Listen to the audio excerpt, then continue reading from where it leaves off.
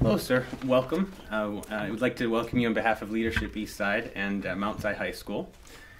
And you're here today for a very important issue regarding youth and their access to prescription drugs, and a lot of the activities going on with abuse associated with that. And we had a couple questions for you. Basically, we're seeing law enforcement offices across the state take on creating their own prescription drug collection programs. And we were wondering what your office could do to help create a statewide system that does not depend upon local funding. Well, creating a statewide system that has a state source of funding would require action of the legislature, since the Attorney General's office isn't a policymaking office and doesn't have the authority to create programs or the budget for that matter. And there have been a number of discussions occurring in the state legislature to talk about what a take-back program might look like. We're also talking about it at the National Association of Attorneys General as we compare what states are doing. In fact, I'm leading a panel discussion on that very topic next week in Washington, D.C. with our National Association. I have a prescription drug task force which is analyzing various options for prescription monitoring programs so we can tell who's running around filling multiple prescriptions illegally. And we'll be looking at take-back issues as well. In the short run, we're working with a number of partners to educate the public that they can safely dispose of unused medications at home by destroying them in effective ways and then putting them in the trash. We certainly don't want people to flush them down the toilet, for example, or to just throw them in the trash in their bottles, or perhaps worst of all, to leave them sitting around the cabinet, the medicine cabinets indefinitely because they can be diverted. Sure. But how to pay for a program which is set up at pharmacies or drugstores is difficult because none of the stakeholders is really eager to step up and to pay for it, and the state doesn't have the general funds available to do so.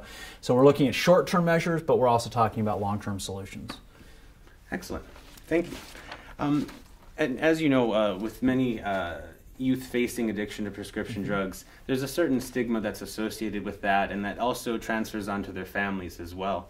And we wanted to know that how you or your office could support families facing addiction to prescription drugs, and what your ideas on that are. Well, we have strongly supported increases in state funding for drug treatment, drug addiction treatment over the last several years. In fact, the state legislature in the 05-07 biennium and the 07-09 biennium significantly increased funding for addiction treatment by about $40 million and created a number of new beds for inpatient treatment and more capacity for outpatient treatment. That's how we were able to get more people into treatment who are addicted to methamphetamines. And we saw a dramatic increase in the number of people coming in for a treatment of meth addiction, which is one of the reasons we've turned the corner on that problem in the state and have made some real progress.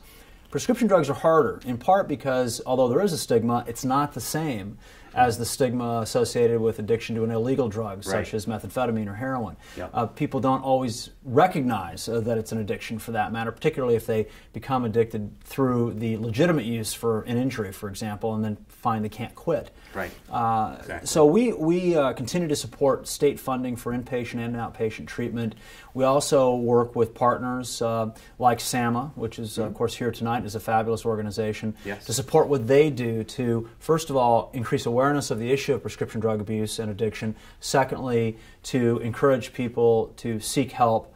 And then third, to point them in the direction of treatment resources. Again, the state's doing quite a bit, but of course we also depend on private resources, people's insurance, their own resources and whatnot to obtain treatment. And they need to do that. If someone's addicted to OxyContin, for example, it can be as destructive and even more deadly than an addiction to a drug like methamphetamine.